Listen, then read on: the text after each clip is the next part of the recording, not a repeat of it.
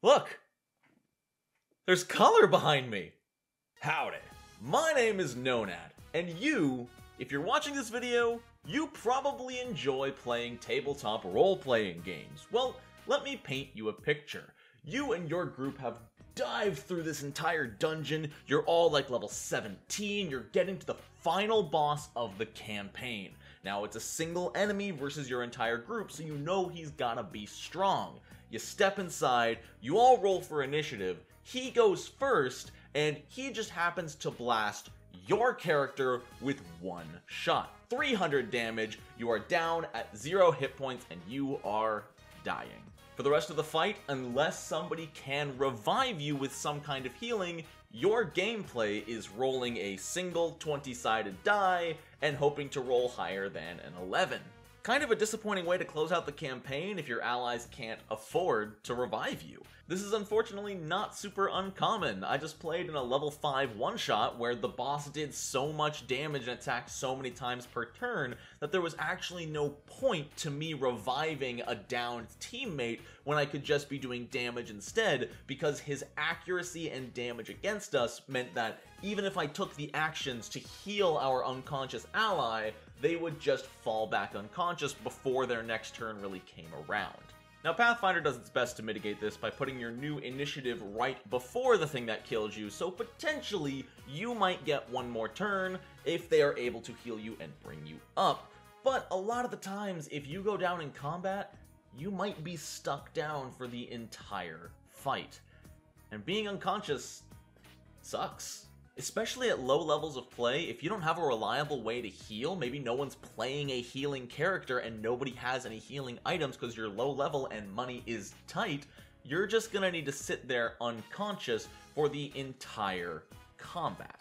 Now, once again, Pathfinder circumvents this in a few ways with things like battle medicine and other feats and spells that can get you access to healing, but not every team is going to have them, and they shouldn't be a prerequisite. Now, growing up, I've always been a fan of board games, and stay with me, I promise this is relevant. One of my favorite board games I've played over the last decade is Sentinels of the Multiverse. This is a really cool cooperative card game. It's sort of like a tabletop role-playing game where you play as superheroes. Now, in that game, when your hit points drop to 0, you are out of the round. You no longer get to draw cards, you no longer get to play cards, but you still get to take a turn. You see, when a hero is incapacitated, they have 2 or 3 abilities on the back of their card that they can take. Now, these are tiny, almost insignificant abilities, but I have seen them turn the tide from a loss to a victory. These little tiny things that you can do once per round, like, oh, pick one character, they can draw a card, that can be a game changer, and it keeps that player invested. If that player just died and couldn't do anything, they just have to sit there, drink a soda, and watch everyone else have fun while they wait for the game to be over. This is an interesting idea and one of my favorite design choices of Sentinels of the Multiverse, so I thought, what would happen if we tried to integrate something like that to a tabletop RPG like Pathfinder? Well, especially in Pathfinder 2nd Edition, this wouldn't be too hard to do. All it would take would be adding a special type of trait to different actions that I would call the Incapacitated trait. Now, this would obviously get confusing because there is the Incapacitation trait, which would be separate from the Incapacitated trait, but I think it is the best way to put it, because we don't want them to be unconscious or dying, but I think when you drop to 0 hit points, you are prone, you are bleeding out, you are dying, but that doesn't mean you're not conscious. It simply means you don't have any energy left with which to fully fight. I think it'd be interesting if an incapacitated character, alongside making their dying recovery checks, gets to have a single action per round that they can use. Something small, nothing close to what they could possibly do if they were still up in battle, but something that makes it so they don't just have to skip their turn after failing or succeeding a dying check. So when a character hits 0 hit points, they would drop prone in their space, they're bleeding, they're bloodied, they're still suffering from the dying condition and making recovery checks every turn, but the character also gains the Incapacitated trait. This would allow them to take incapacitated actions, which I think there should be 2 or 3 available. So this entire following idea is designed with Pathfinder 2e in mind, but I bet you could make it work for something like D&D 5e with very minimal tweaking. So here we go. This is more or less a variant rule involving player dying, that when they are incapacitated at 0 hit points and dying, they get 1 action to take. They take that action and then make their dying saving throw. This would be interesting because it would allow 1 final action before you bleed out and die. How terrifying and dramatic would it be if your character is trying to crawl away? They crawl 5 feet and then succumb to their injuries rather than, oh, my turn? Okay, I'm dead. It's a little bit more exciting and a little bit more investing. So, I've planned out 3 actions with the incapacitated trait that anybody can take. The first being the crawl action. You can crawl 5 feet.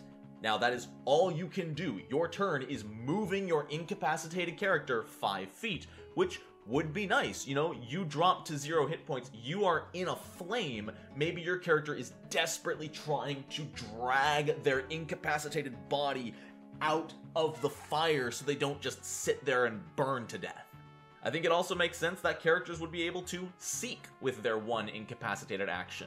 They can look around, they can analyze things, even though they don't have any energy left with which to fight, they can still be looking around from their lower position and trying to identify a solution, an escape, something, which they could then, leading to my 3rd action, tell their party members. I believe this would take their action on their turn, as it would be difficult and require energy to articulate words while that injured, but they would be able to speak. This is a very loose rule. I'm not going to follow the 6 words per round rule that some GMs use, but a believable amount of speech for their character in their position. If they used the seek action the previous turn, and then the following turn said, there's a trap door over there, that could be really useful. Suddenly that incapacitated character isn't useless because they were able to analyze their surroundings and figure something out. So those are the 3 actions available to everybody while incapacitated. Crawling 5 feet, making a seek action, and speaking, alongside their death saving throws every single turn. But I think what would make things even more interesting is if every class in the game from level 1 has a special, unique, incapacitated action available to them. This means your character individually, when they go down, will have a completely unique action available only to people of their class. A few things that I came up with in just a few minutes are, like, the Bard could spend their action to continue inspiring courage, but it's incredibly reduced. You don't get the bonus to attack rolls, and you don't get the bonus to fear saving throws, but you do still give your allies that +1 bonus to damage as long as they're within range of your Inspire Courage. Imagine the wounded Bard who's laying on the ground battered and beaten, but they're still singing through crushed vocal cords, trying to keep their party fighting fit. A fighter using their knowledge of combat could give advice to a nearby ally, pointing out a creature, showing a weakness or a strategy that would work well, giving that ally a +1 to their next attack roll against that particular creature. A cleric could pray to their deity to give one ally +1 to their next saving throw this round, almost like a very weakened guidance spell. And even something like a wizard could shoot out a very plain basic burst of magical energy that just does their intelligence modifier damage while unconscious once per round. I think this is cool. Something like a wizard who is usually made to do big burst damage can still do little bits of damage, which will obviously mean less and less as you scale in level, as this basic magic burst will never be doing more than 5 or 6 damage. So not only would this allow players to remain relevant in combat even after hitting 0 hit points, but it creates new dynamics in combat that you'd never really get to experience otherwise. If this wizard drops to 0 hit points by this hobgoblin in front of him, and the hobgoblin turns around, but then the wizard's next turn comes up and he shoots this hobgoblin with a little blast of magic energy, and the hobgoblin is still within reach, well, suddenly this dying wizard is going to get stabbed again by the hobgoblin. There's some care to be taken when using these unconscious, incapacitated abilities because they show enemies you're still a threat. So there is a line to be drawn on when to use them and when not to use them if you need to play dead and not get stabbed to death while you're already bleeding out. Are these balanced? No, probably not. I came up with them in like 5 to 10 minutes, but I think they could be, and that's what interests me so much. And if they interest you as well, please consider checking out the Known at One's Patreon using the link in the description. In the coming weeks, I am going to be releasing a full variant rule for the incapacitated character actions. This will include the 3 basic actions available to them, as well as a unique action given to every single class in Pathfinder 2e. All freaking 20 of them.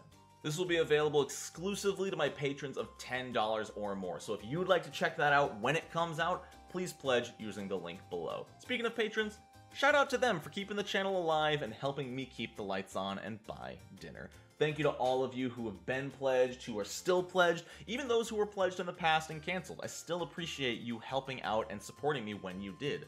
It really means a lot. Hey, if you want to hang out with us more, every Monday at 4 p.m. Eastern Standard Time, I am streaming Wrath of the Righteous, the Pathfinder CRPG. We are live for at least 3 or 4 hours every night. It's a ton of fun, and we would love to have you there. And the final plug here today is merch. It's super cool. I love this merchandise. It's great. I've ordered some myself. I'll be wearing it on stream next week. It's really comfortable, and I think you would love it and all the cool designs. So that is it for me. Let me know in the comments what you think about the dying actions. If that's something that you would use in your campaign, if you think it's totally broken, maybe you think dying is fine and it should be punished for keeping you out of combat because it happened. Let me know what you think. I would love to hear from you in the comments. Thank you all so very much for watching. I hope you have a wonderful rest of your day, and until next time, Known at Ones.